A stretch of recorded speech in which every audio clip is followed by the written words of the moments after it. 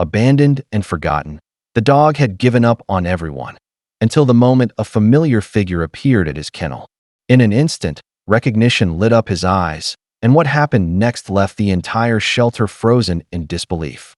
Before we start, make sure to hit like, share, and subscribe. And really, I'm curious, where are you watching from? Drop your country name in the comments. I love seeing how far our stories travel. The shelter was quiet that morning. In the far corner sat a German shepherd unlike the rest.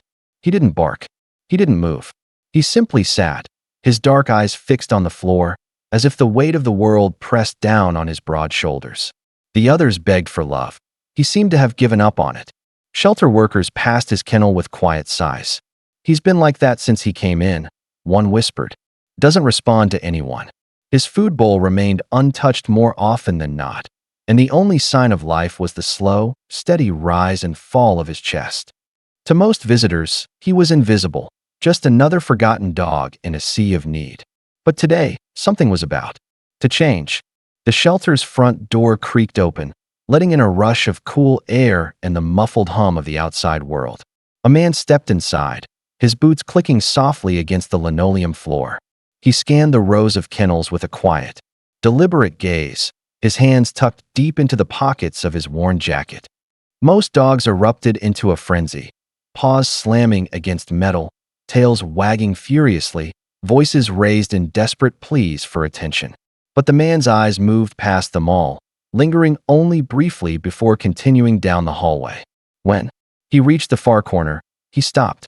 His gaze locked on the silent German shepherd. For the first time in weeks, the dog's head lifted. His ears twitched, a subtle movement almost too small to notice, but enough to make a nearby staff member pause mid-step. The man took a slow step closer, his eyes narrowing as if searching for something familiar. The shepherd didn't bark or growl. He simply stared, frozen, his breath shallow. Something unspoken passed between them, a flicker of recognition. Neither could ignore. At first, the change was barely visible, a faint shimmer in the shepherd's dark eyes, the way his breathing hitched ever so slightly. Then, a soft whine escaped his throat, a sound raw with longing and disbelief. The man crouched down until his face was level with the dog's. His voice was low, trembling. "Max, is that you?" The name hung in the air like a key sliding into a long-forgotten lock. The German shepherd blinked, and a tear rolled down his fur-matted cheek. He pressed his scarred nose against the cold steel bars, ignoring the sting from an old wound that hadn't fully healed. Another whine, higher pitched this time, broke the heavy silence. Shelter staff glanced at each other, their expressions shifting from curiosity to astonishment. They had never seen him react to anyone, not even to food or gentle coaxing. The man lifted a hand, resting his palm against the bars. Slowly, the dog leaned into it, closing his eyes as though memorizing. The touch. The connection was undeniable. This wasn't a meeting. It was a reunion. The man's throat tightened as memories came rushing back. Memories he thought he'd buried. Max hadn't always been behind cold metal bars. He'd once been his partner, his shadow, the kind of dog you trusted with your life. They had been inseparable. Long walks before sunrise, weekend hikes through the forest, quiet nights at home where Max would rest his head on his knee. But that all changed one stormy night, when a reckless driver ran a red light. The man's truck spun. Out of control, metal crumpling like paper. In the chaos, Max had bolted from the wreck, terrified and disoriented.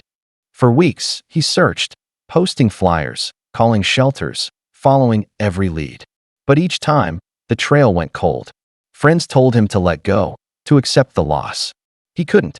Max wasn't just a pet. He was family. Then life pulled him away. A new job in another city, bills piling up, days blending into years.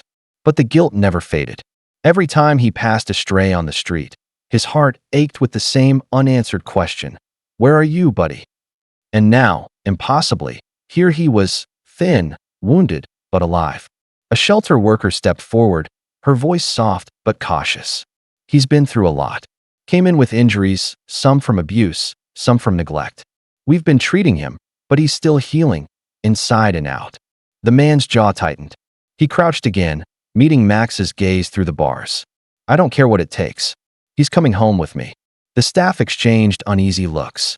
It's not that simple, another explained. There's paperwork, legal clearance, adoption protocols. Technically, he's still under medical hold. The man straightened, determination hardening in his eyes. Then we'll do the paperwork. The clearances. Whatever you need. But I'm not leaving. Without him. Max pressed closer to the bars, as if sensing the promise in his voice. His tail gave the faintest wag, a fragile spark of hope breaking through the darkness. The shelter director, who had been silently observing, finally spoke. I've seen a lot of reunions in my time, but never one like this. Let's get started. And just like that, the first barrier between them began to crumble. The clang of the kennel latch echoed down the hallway, sharp and final. Max's ears shot up, his body tensing as the door slowly swung open. For a heartbeat, he didn't move, just stared, wide-eyed, as if afraid the moment wasn't real. The man crouched low, holding out his arms. It's okay, buddy, you're free. Hesitation gave way to an explosion of emotion. Max stepped forward, then broke into a lopsided run, closing the gap between them in seconds. He barreled into the man's chest, burying his face into the familiar scent he thought he'd lost forever. The man wrapped his arms around him, feeling the tremble in Max's body, the rapid beat of his heart. I've got you now, he whispered, his own voice thick with emotion. Shelter staff looked on, some wiping their eyes. They had seen dogs leave before, but never like this. This was more than relief. It was a homecoming. Max's tail wagged in frantic bursts, his whines blending with happy pants. Even the scars along his side seemed smaller now, diminished by the warmth of the embrace. For the first time in years, both man and dog could breathe again, together. The days that followed were filled with quiet victories. Max's first night at home was spent curled up on a thick blanket beside the man's bed, his breathing slow and steady, as if he finally believed he was safe. Morning walks became their ritual again.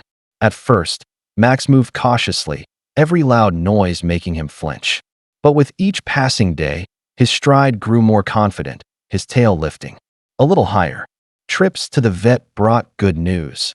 His wounds were healing, his weight returning, and his spirit, once broken, was slowly mending.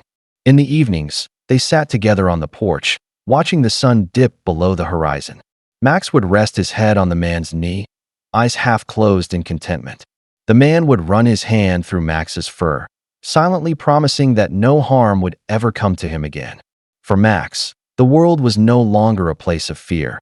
It was a place where love had found him twice. And for the man, life felt whole. Again, some reunions are chance. Others are destiny. This one was both.